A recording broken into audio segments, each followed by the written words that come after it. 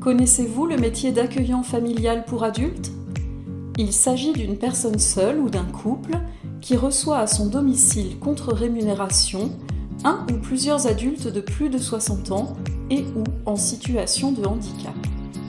Afin d'obtenir un agrément, il vous faudra avoir 18 ans au minimum, pouvoir mettre à disposition une chambre de 9 mètres carrés au moins, avoir du temps à consacrer à la personne accueillie, rester à disposition du travailleur social qui viendra à votre domicile s'assurer du bon déroulement de l'accueil, suivre les formations initiales et continues obligatoires organisées par le conseil départemental. Sachez enfin qu'aucun diplôme ni formation ne sont exigés. Vos missions en tant qu'accueillant familial seront de mettre en place un quotidien avec l'accueilli, d'effectuer les tâches ménagères avec l'accueilli s'il le souhaite, de l'épauler dans le maintien de son hygiène, de préparer les repas ensemble,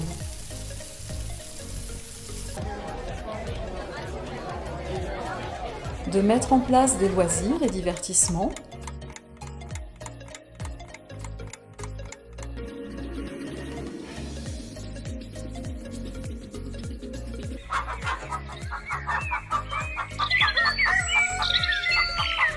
de favoriser l'entretien physique et le maintien de l'autonomie, d'inclure l'accueilli dans la vie familiale, d'assurer le suivi des rendez-vous médicaux. Mais aussi, quand le besoin s'en fait ressentir, les vacances. Ensemble ou non, c'est au choix.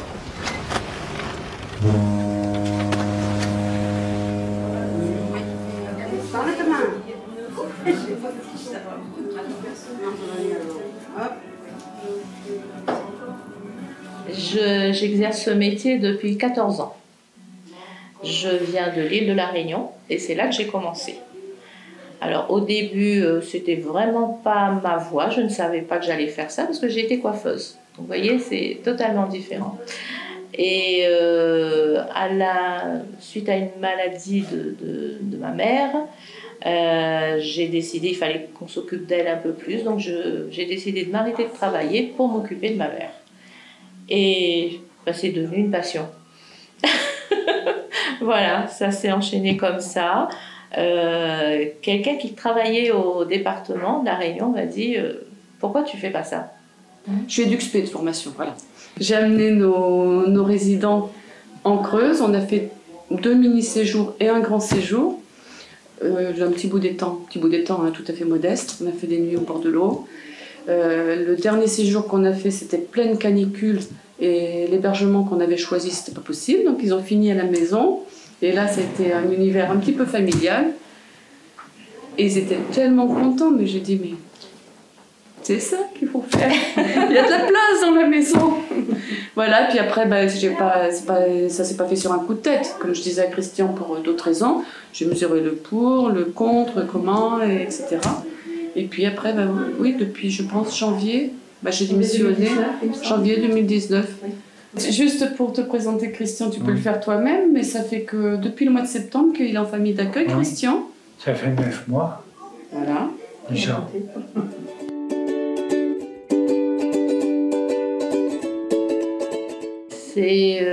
Voilà, c'est ce côté humain justement qui est intéressant. Et c'est aussi on va dire une certaine satisfaction de voir des gens qui sont bien. Parce que c'est pas évident non plus, hein, tous les jours, faut pas dire non plus que tout est facile. Hein. Donc c'est cette satisfaction d'accompagner ces personnes-là dans leur projet de vie,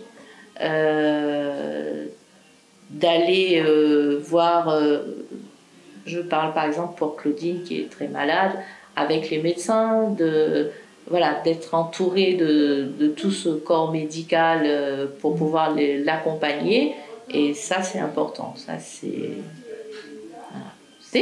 mais j'ai eu la chance de pouvoir voyager beaucoup avec mes personnes. Les gens étaient un petit peu étonnés parce que, ah oui, la personne, elle est âgée, elle marche pas bien. La personne, elle est très malade. La personne, elle est en fauteuil roulant. La personne, elle a Alzheimer. Moi, je ne fais pas attention à ça. Je vois d'abord la personne, et puis la maladie, la pathologie, et ben, on cherche comment on peut l'accompagner. Quand je parle par exemple de mon premier accueilli, qui était grabataire, qui arrive et qui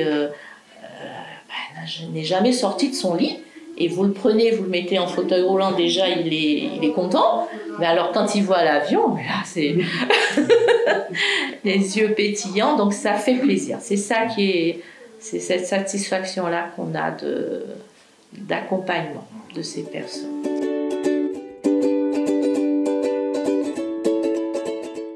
J'ai la chance que mon mari et le petit, ça se complète très très facilement.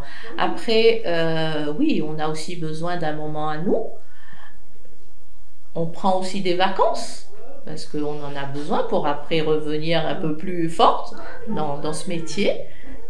Mais en général, voilà, c'est vrai qu'il faut que la famille soit d'accord pour dire qu'on accueille d'autres personnes, surtout quand il y a des personnes, comme moi j'ai eu la chance, parce que je dis c'est une chance, hein, d'avoir eu des personnes lourdement handicapées, de prendre soin de ces personnes, il faut que la famille soit d'accord, parce que sinon on ne peut pas, ça ne fonctionne pas.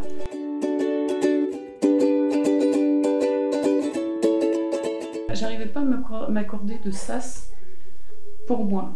Là maintenant, c'est des trucs tout bêtes. Hein. C'est les informations du midi. Bon, on mange, ils regardent leur jeu, etc. Puis après, on regarde des informations, mais ça, je peux pas regarder les informations. Parce que Christian ne peut pas s'empêcher de parler. Paul ne peut pas s'empêcher. Donc, il y a les donc finalement, donc je leur ai dit, bon, faut pas m'en vouloir, mais je vais aller regarder les informations à côté. Donc maintenant, je fais comme ça.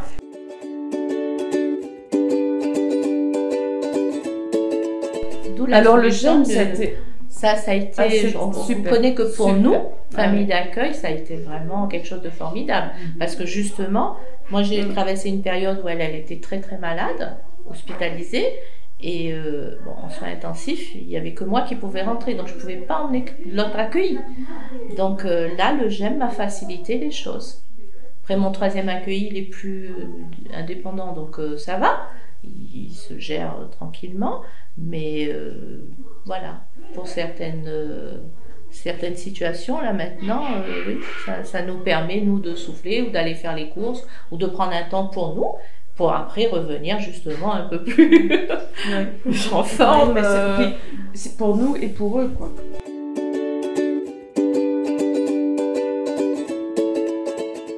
Alors justement, au début, il y a donc cette formation initiale pour présenter c'est quoi le métier de famille d'accueil, parce que ça reste quand même un métier.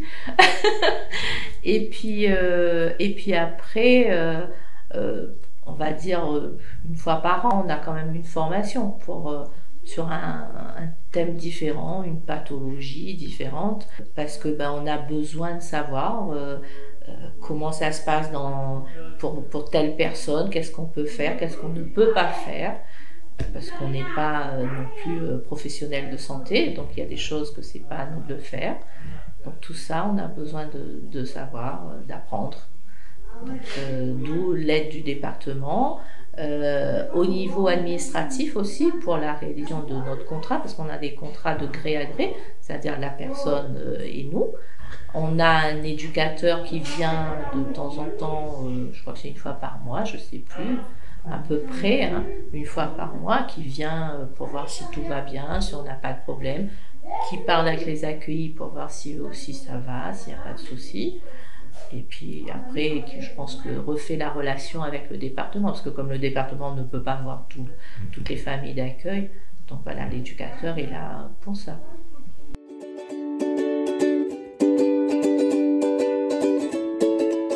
Alors, moi non. Moi je vous dirais franchement non. Moi souvent les gens me disent, les gens de l'extérieur, hein, quand ils viennent, des familles d'accueil, et puis ils nous voient vivre et tout, mais comment tu fais, parce que c'est prenant, parce que c'est 24 heures sur 24, mais tu dois être fatigué. Et quand je leur dis, non, je ne suis pas fatiguée, Et j'ai compris justement au cours de ces formations-là, de parler avec des... Parce qu'on a eu aussi avec les psychologues et tout, hein, des écoutes comme ça. J'ai compris pourquoi j'étais pas fatiguée. Parce que avec l'âge, on va dire, l'expérience, je crois que je suis à ma place. C'est pour ça que je suis pas fatiguée. Je me sens à l'aise là-dedans. Je me sens entourée, je me sens accompagnée, donc il n'y a pas de souci et je ne me vois pas faire autre chose. Ça a été, pour moi, c'est une évidence. Je suis à ma place. Je regrette vraiment pas la coiffure, je regrette pas autre chose parce que je reste pas non plus avec eux à la maison, quoi. C'est ça aussi qui me satisfait. C'est cette possibilité de les prendre quand ils ont envie, parce que des fois ça vient de moi, mais des fois ça vient d'eux, de dire que on a envie d'aller faire telle chose ou de voir telle chose. Donc ça nous est arrivé toutes les deux, Claudine, d'aller danser au loft. Ah oui. Ça aime. Le dimanche après-midi, on est toutes les deux, on va danser au loft. On n'avait pas encore Christiane. Donc elle s'amuse. Donc ça, voilà, c'est notre petit moment à nous. Donc c'est pour ça, non. Et toi, Claudine, t'es contente d'être en famille d'accueil ou au foyer? Oui. Qu'est-ce que tu préfères? La famille d'accueil. Claudine était en foyer pendant 30 ans. Donc voilà. C'est à sa demande d'ailleurs. C'est elle qui avait demandé de venir en famille d'accueil. Ah oui, oui, beaucoup de monde. Là, tu es plus tranquille. C'est ça. Ouais. Il y a trop de monde pour elle en foyer. Mais du coup,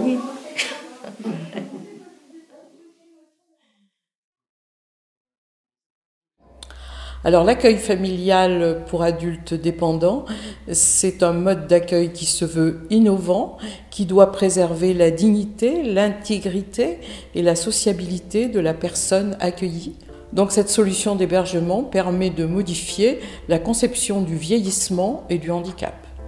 Alors cette catégorie de public a besoin d'attention, d'écoute, et cet hébergement apporte une solution adaptée.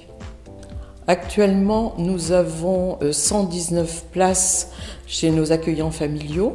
111 personnes sont accueillies, personnes de plus de 60 ans, soit en situation de handicap, soit des personnes âgées. Il faut savoir que la moyenne d'âge des accueillants familiaux est assez élevée, donc certains vont partir en retraite, d'où la nécessité du département de la Creuse de recruter à nouveau. On peut aussi constater que sur notre territoire, la répartition n'est pas égale. La partie nord-ouest est bien pourvue, alors que le quart sud-est de la Creuse manque cruellement d'accueillants familiaux. Alors les freins et les questions que peuvent se poser éventuellement les personnes qui souhaitent accéder à ce métier sont que ce métier donne droit à une rémunération, mais pas à un salaire. Les accueillants familiaux cotisent pour leur retraite, ils cotisent aussi pour la protection sociale, maladie, maternité, mais par contre, en cas d'arrêt de l'activité, ils ne perçoivent pas le chômage puisqu'ils ne cotisent pas aux ACEDIC. De plus, les accueillants familiaux, s'ils souhaitent prendre des congés, doivent proposer un remplaçant. C'est eux qui en font le choix. Bien sûr, ce remplaçant sera validé par le département, mais ce sont à eux de proposer un remplaçant. Autre contrainte pour être accueillant familial, c'est que la formation qui est proposée par le département n'est pas diplômante. Le rôle du département donc est de valoriser ce type d'accueil, de mettre en réseau donc les accueillants familiaux et de les encourager au quotidien. Dans le schéma de l'autonomie, donc écrit pour la période 2022-2027, le département accorde une fiche action concernant ce type d'accueil qui se veut intermédiaire entre le système institutionnel, EHPAD ou autre, et le placement institutionnel, quoi. Voilà. Principale fiche action du schéma de l'autonomie, c'est garder les gens à domicile. Donc, mais on sait que ça n'est pas toujours possible. Bien sûr, quelquefois c'est pour des raisons de sécurité qu'on ne peut pas garder une personne chez elle, parce que malgré tous les moyens mis en place, notamment avec Domo Creuse Assistance, le schéma de l'autonomie doit créer, si vous voulez, un intermédiaire entre les institutions, le placement en EHPAD et le domicile. Donc c'est là qu'interviennent les accueillants familiaux et que c'est une passerelle, je dirais, qui peut être entre le domicile et l'EHPAD. À l'heure où notre société tend vers l'individualisme, donc cette profession d'accueillant familial a besoin d'être encouragée car c'est une profession qui crée du lien, de l'échange et qui tend vers une société où l'on doit bien vivre ensemble.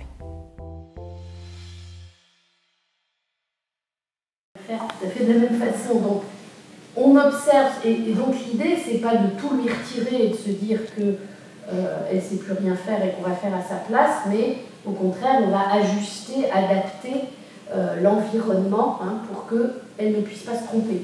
Si elle n'a que le bon tube de crème devant elle, elle va être en situation de réussite. Vous voyez, donc, et après, quand vous arrivez en disant « Ah, mais on n'est pas passé par la case salle de bain », ça va être très compliqué, parce que la personne, elle est habillée, donc elle dit « Mais si, bien sûr, je me suis... » J'en ai deux dans mon sac.